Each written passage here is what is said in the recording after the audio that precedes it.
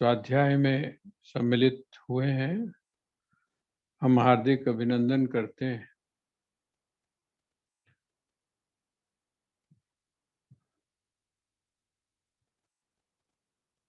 इससे पहले कि हम आगे की चर्चा करें, एक निवेदन आपके साथ करना है कि आप सभी के पास में संतोष जी ने पुरानी जो रिकॉर्डिंग है, जितनी अभी तक हो चुकी है हमारी, वो भेजी है।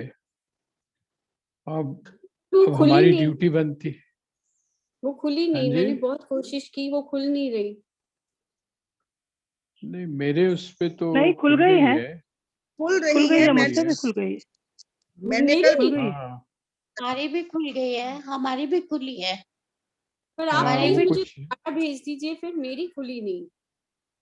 हमारी तो खुल रही है, पर मेरी नहीं खुली। खुल रही है। कह रही हूँ कि दोबारा डायरेक्ट मुझे भेज दीजिए आप। ठीक है, ठीक ठीक। कल मैंने पढ़ी है। ऑडियो रिकॉर्डिंग की बात कर रही हैं कि वीडियो की? मैं ऑडियो रिकॉर्डिंग की बात कर रही हूँ। वो तो काका जी ने भेजी थी, मैंने नहीं भेजी वो। हाँ, तो काका जी ने अच्छा। की बात कर रही हूँ मैं। मेरी तो ऑडियो भी खुल गई, वीडियो भी।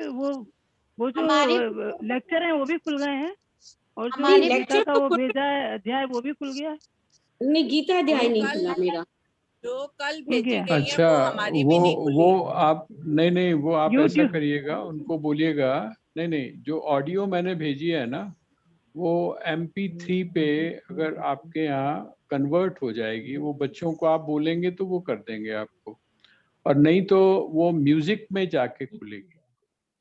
मतलब जैसे हम लोग खोलते हैं तो म्यूजिक में जाके वो खुल जाती है, नहीं तो आप बच्चों को बोलेंगे तो वो MP3 पे खुल जाएगी। कईयों के पास, जिनके पास पुराना सेटअप होगा और नया सेटअप, वो थोड़ा सा मोबाइल के ऊपर भी फर्क है, लेकिन आप उनको अगर कहेंगे तो वो MP3 में उसको खोल लेंगे।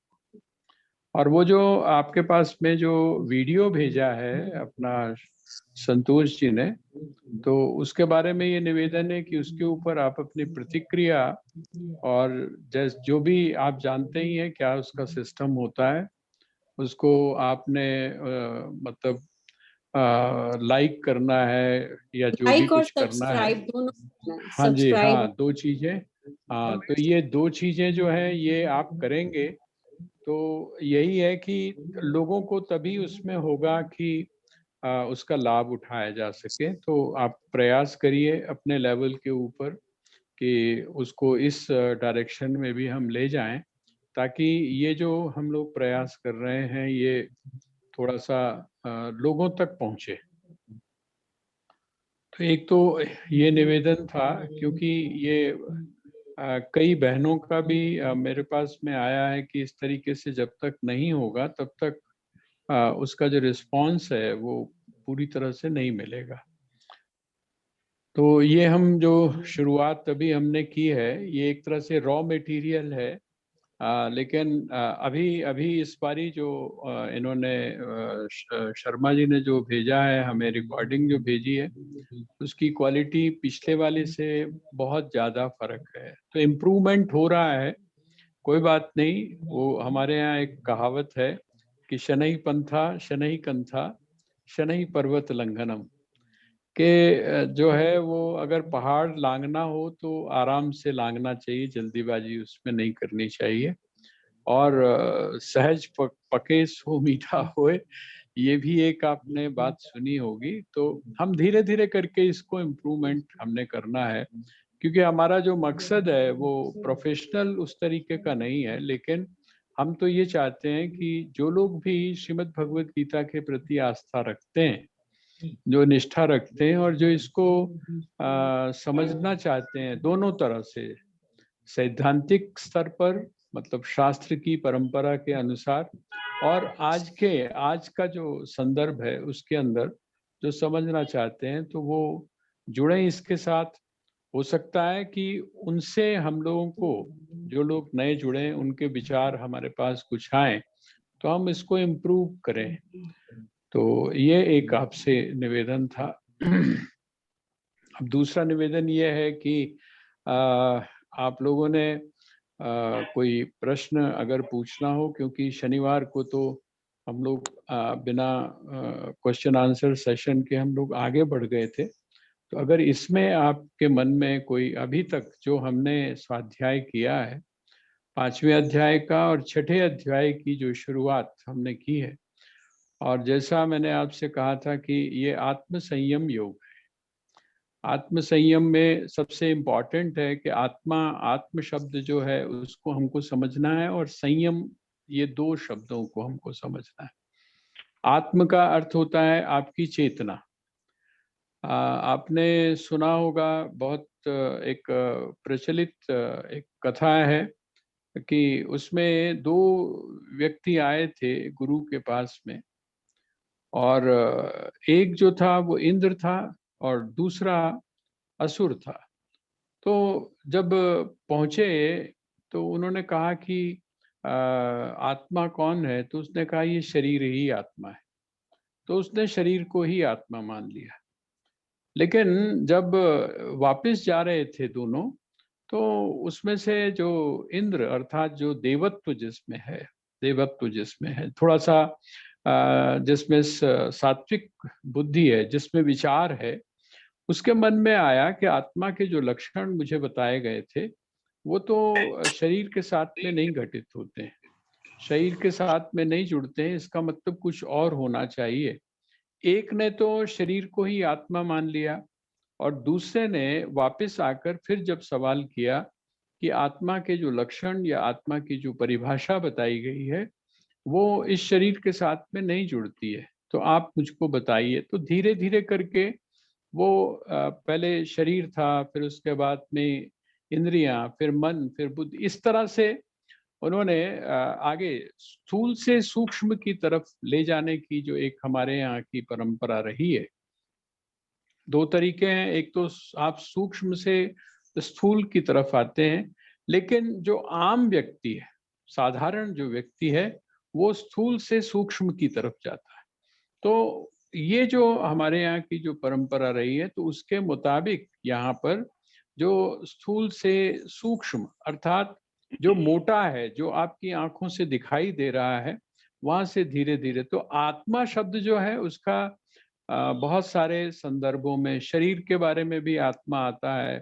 आपका जो अपना होता है उसको भी आप कहते हैं कि ये तो मेरी आत्मा है ना, ऐसा व्यवहार में हम लोग बोलते हैं। और उसके बाद धीरे धीरे धीरे मन के लिए भी, बुद्धि के लिए भी। तो यहाँ इसका मतलब एज ए होल अगर हम देखें तो हम उसको ये कह सकते हैं कि आपकी जो चेतना है, वो चेतना को ही हम आत्मा बोलते हैं। चेतना किस प्रकार से विकसित होती है उसी को हम बोलते हैं आत्मा। और उसका संयम, तो आत्म संयम, जब भी संयम की बात आती है तो संयम किसके साथ, क्योंकि इस अध्याय में आप आके जाकर देखेंगे जिसमें भगवान ने बिल्कुल स्वीकार कर लिया। अर्जुन ने जो प्रश्न किया उसमें भगवान ने कोई ननुनच नहीं किया है, बल्कि सीधा सीधा स्वीकार कर लिया। जब अर्जुन आगे जाके कहेगा कि चंचलम ही मन कृष्ण प्रमाथि बलवद दृढ़म, कि मन जो है बहुत चंचल है, तो मन की चंचलता, उसकी जो शक्तिशाली होना है उसको भगवान ने स्वीकार कर लिया। इसका मतलब ये जो आत्म संयम शब्द का प्रयोग यहाँ पर किया गया है, इसका मतलब अगर हम लें तो वो है आपका मन। आपका मन, और वो मन किससे क्रिएट होता है, मन किससे बनता है, जिसको आप मन बोलते हैं, तो मन बनता है वृत्ति की, एक आपकी जो अंदर एक वृत्ति जो उठती है, एक जो विचार उठते हैं, उन विचारों का एक जो पक्ष है जिसको मन कहा गया, जिसमें संकल्प भी होता है और विकल्प भी होता है। तो है क्या, सब विचार ही विचार है। आप मन कहें तो भी विचारों का ही एक पुलिंदा है, बुद्धि कहें तो वो भी एक विचार ही हैं सारे। बस ये जो मन है, ये मन कैसे क्रिएट करता है, मन कैसे बनता है, तो इसमें जो आपकी इंद्रियां हैं, इंद्रियों का की साठगांठ होती है। जैसे आप देखते हैं ना कि हम लोग साठगांठ करते हैं, तो जो साठगांठ करते हैं तो उसमें एक दूसरे के पूरक के रूप में हम काम करते हैं, और हमारी कर्मेंद्रियां ये दोनों मिलकर जब एक चीज को क्रिएट करती हैं तो वो कौन सी चीज कहलाती है? वो कहलाती है मन। तो ये जो मन है, ये मन भी चेतना ही है। मन जो है ये भी चेतना ही है। और ये जो मन है, इस मन को किस प्रकार से संयमित किया जाए। संयम शब्द का भी मैंने आपको संकेत दिया था कि संयम दमन से अलग है। बस आप दमन को संयम मत समझ लीजिएगा। संयम का अर्थ यह है कि आप ठीक है, बाहरी रूप से थोड़ा बहुत तो आपको कठोरता दिखानी पड़ती है, हट करना पड़ता है, लेकिन उस हट को ही आप ऐसा मत समझिएगा कि वो संयम हो गया। हट के साथ में जैसे बोलते हैं ना कि भाई डांटो डपटो भी और समझाओ भी। आप बच्चों को हम क्या करते हैं? डांटते डपटते भी हैं और उसके बाद में उसको समझाते भी हैं। डांटते डपटते इसलिए है कि तत्काल उस समय जो वो गलती करने जा रहा है वो उस गलती को करने से रुक जाए, और समझाते इसलिए हैं कि उसको समझ आ जाए कि ये जो मैं काम करने जा रहा था या काम करने जा रहा हूँ या कभी मैं भविष्य में भी ऐसा काम करूंगा तो उससे मुझको लाभ नहीं होगा बल्कि हानि होगी। तो आत्म संयम। अब उसके कुछ पहलुओं के ऊपर भगवान ने चर्चा की थी, तो अगर कोई प्रश्न आपके मन में हो तो आप पूछ सकते हैं, और फिर हम थोड़ा सा आज मैंने आपको कहा था कि एक विषय और है जो उस दिन उठाया गया था, तो उसकी भी हम थोड़ी सी चर्चा करेंगे जरूर। उसका कारण क्या है कि जब तक आप कर्म के स्वरूप को सही तरह से समझ नहीं लेते हैं, जैसे जो दो चीजें उस दिन आई थी कि संचित और प्रारब्ध, इन दोनों में क्या अंतर है ना? तो ये थोड़ा सा, ये जो तीन प्रकार के हैं, संचित, क्रियमाण और प्रारब्ध, ये तीन चीजें हैं, कर्म के तीन रूप, इसके ऊपर भी हम विचार करेंगे। लेकिन पहले अगर आपके मन में कोई प्रश्न हो तो आप पूछिए, तो फिर आगे चर्चा करते हैं। देखो इसके बाद ना मैं भी कुछ पढ़ती रही तो मुझे ऐसे लगा कि प्रारब्ध कर्म ऐसा तो नहीं है कि जैसे किसी में इनबॉर्न टैलेंट होता है। जैसे किसी को, बच्चे को बैट पकड़ाओ तो उसको पकड़ना भी सिखाना पड़ता है, किसी को पकड़ाओ तो वो झट शॉट मारना शुरू कर देता है। इसका मतलब है कि वो पहले से ही ये टैलेंट लेके बॉर्न हुआ है, और संचित कर्म ये है जो अब हम बना रहे हैं। हाँ, देखिए अब, हाँ नहीं, इसका मतलब क्या है कि ये जो हमने अभी तक पढ़ा है ये इससे रिलेटेड नहीं है। अब मैं आता हूँ उस जगह पर जिसकी मैं चर्चा कर रहा था। देखिए, स्वामी राम ने जो पुरुषार्थ और प्रारब्ध की बात की है, वहां ये चीज खुल जाएगी और ज्यादा खुल जाएगी। देखिए, सबसे पहली बात जो समझने की है, जैसे मैंने उस दिन आपके सामने कहा था कि कर्म के जब आप पीछे की तरफ जाते हैं, जैसे जब एक उसको बोलते हैं, हमारे यहाँ अति प्रश्न बोलते हैं। अति प्रश्न का मतलब होता है कि वो प्रश्न जो है वो उस प्रश्न में से दूसरा प्रश्न, दूसरे में से तीसरा, ऐसे निकलता जाएगा, उसका कोई भी आपको समाधान नहीं मिलेगा। इसलिए उस चीज को बस मान लिया जाता है। जैसे बोलते हैं ना, आप मैथमेटिक के अंदर आप कोई चीज मानकर फिर चलना शुरू कर देते हैं। यहाँ पर ये माना जाता है, क्योंकि अगर आप पीछे जाएंगे तो वहां पर वो कह दिएंगे न कर्मणा अनादित्वात्। ये जो कर्म है ये क्या है? अनादि है। इसका कहीं पर, क्योंकि सृष्टि जब पैदा हुई, एक अगर कोई व्यक्ति कुतर्क करे तो वो ये कहेगा कि जब सृष्टि पैदा की, अर्थात जिस समय मनुष्य पहली बार पैदा हुआ, पहली बार जब पहली बार पैदा हुआ तो उसके ना तो प्रारब्ध था ना संचित था, कुछ भी नहीं था ना, उसका तो कुछ भी नहीं था। तो जब कुछ नहीं था तो उससे ये सृष्टि कैसे बन गई, है ना? ये एक तरह से कुतर्क हुआ। ये जो कुतर्क है, इसके जितना आप पीछे जाते जाएंगे आपको इसका कोई भी सही समाधान प्राप्त नहीं होगा। इसलिए हमारे यहाँ दर्शन में या लॉजिक में इसको अति प्रश्न बोलते हैं। हमने मान लिया कि जो मनुष्य, सबसे पहली बात तो आप जिस समय वेदांत की दृष्टि से इस पर विचार करना शुरू करते हैं तो ये है क्या, ये जो कर्म है या उसका फल है या ये सब चीजें ये किसमें है? ये तो बिल्कुल आप ऐसे समझ लीजिए जब तक आप सोए हुए हैं तब तक हैं। ये मेरा संकेत आप समझ रहे हैं? ये क्या है? ये स्वप्न है। आपको ध्यान होगा जनक ने जब प्रश्न किया अष्टावक्र से, उसने कहा कि ये सत्य है या वो सत्य है, वो जो मैंने देखा था वो सत्य है या ये जो मैं देख रहा हूं ये सत्य है? तो महर्षि अष्टावक्र ने क्या कहा? उन्होंने कहा कि राजन, ना ये सत्य है और ना वो सत्य है। इसका मतलब दोनों चीजें। तो ये जिस समय हम जगत के बारे में सोचना शुरू करते हैं, संसार के बारे में जब हम सोचना शुरू करते हैं और संसार को हम जब मान लेते हैं, हमने क्या किया? संसार को मान लिया, संसार है। और जब संसार को हमने मान लिया, जगत को हमने मान लिया, तब क्या हुआ?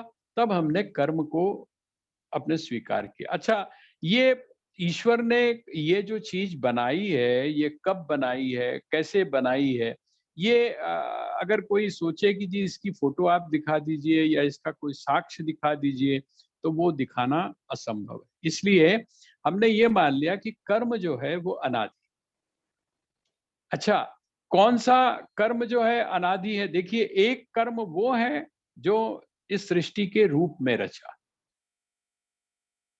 थोड़ा सा इसको आप समझिएगा, जिसको वेदांत में कहा गया, एक तो जगत की सृष्टि है, जो जगत है, पूरा विश्व जो है, एक तो वो सृष्टि है। वो किसकी सृष्टि है?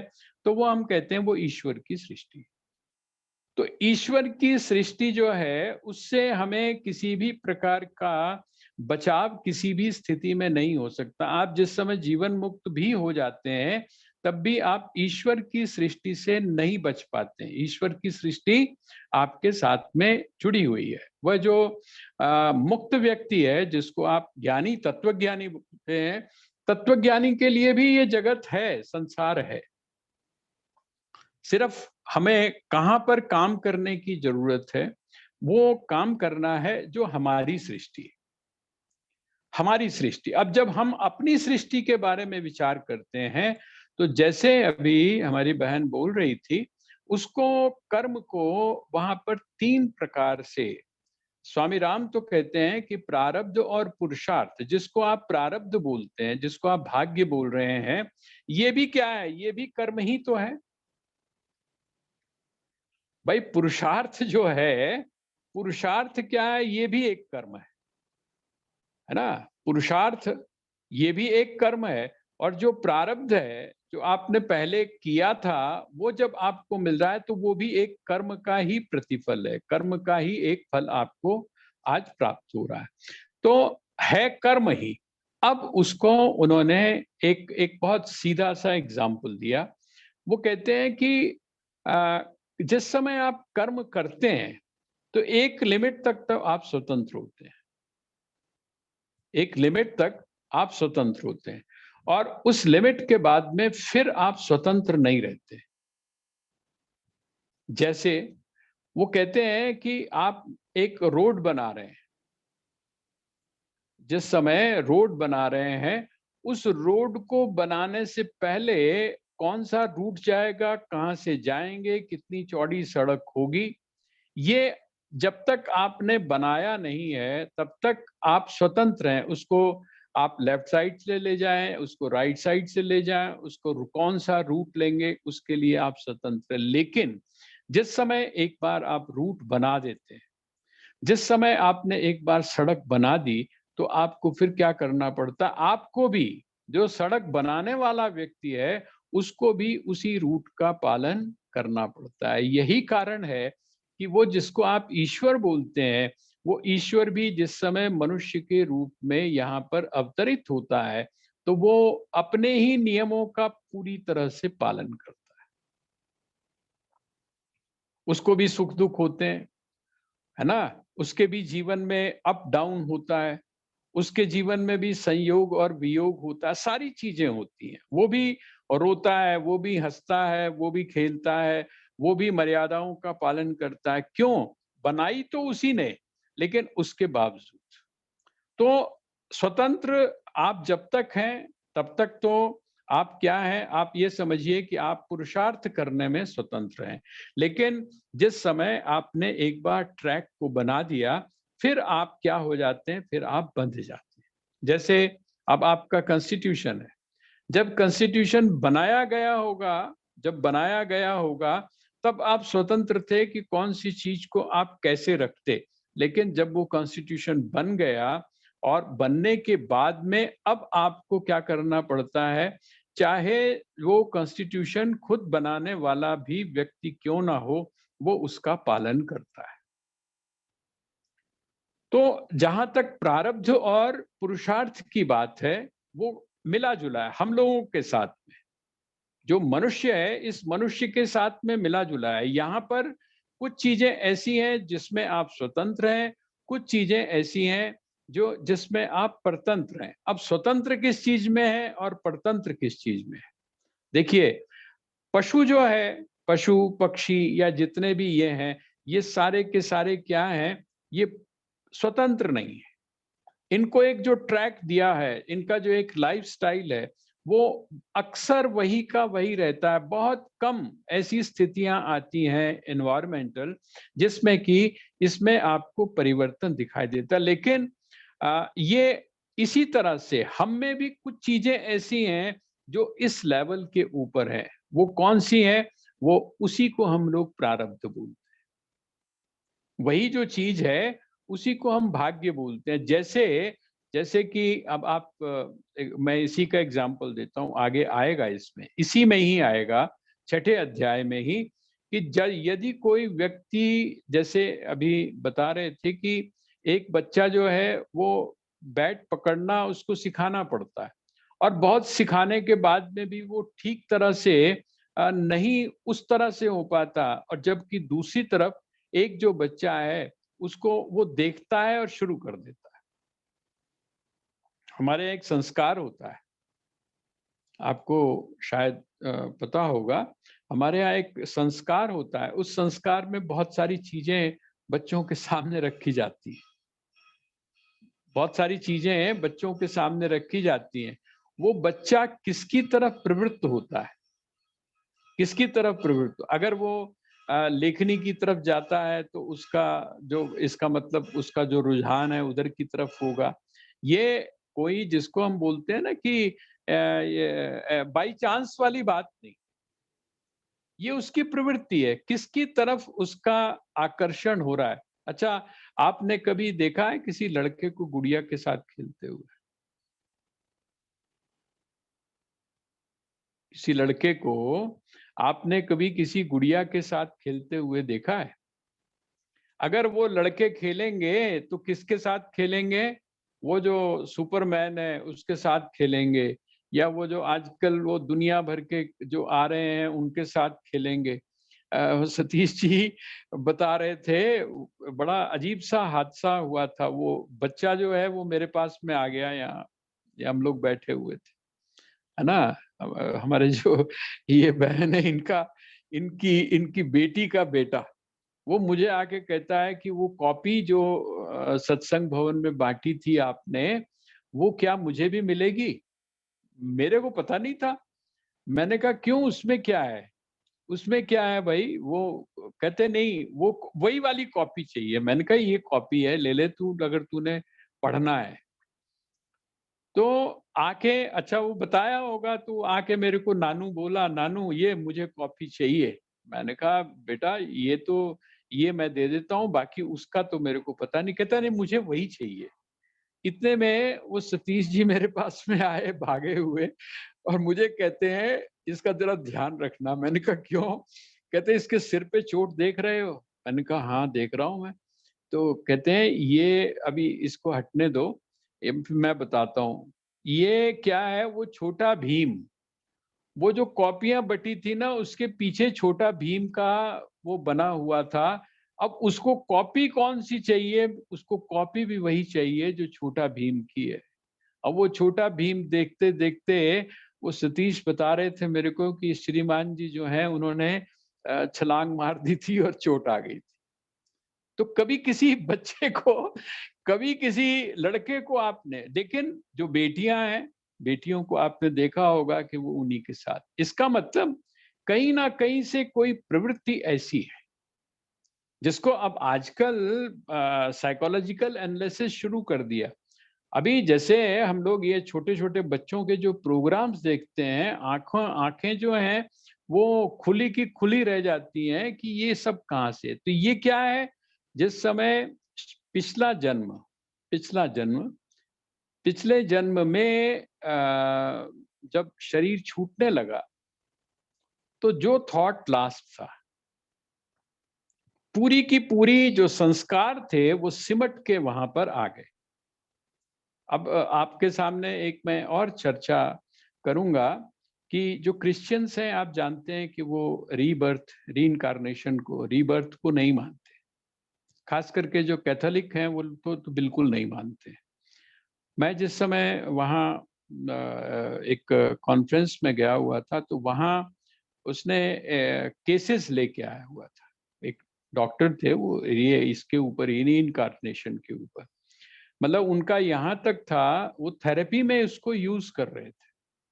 वो थेरेपी में ये यूज कर रहे थे कि अगर कोई बहुत सारी जो इलाज है वो करने के बाद भी अगर उसका इलाज नहीं हो पा रहा है, इसका मतलब उसका जो क्लू है, उसका जो कारण है वो कहीं पूर्व जन्म के अंदर है, जिसको हमारे यहाँ ज्योतिष वगैरह के अंदर स्वीकार किया जाता है। ज्योतिष शास्त्र जो है उसमें इस बारे में विचार।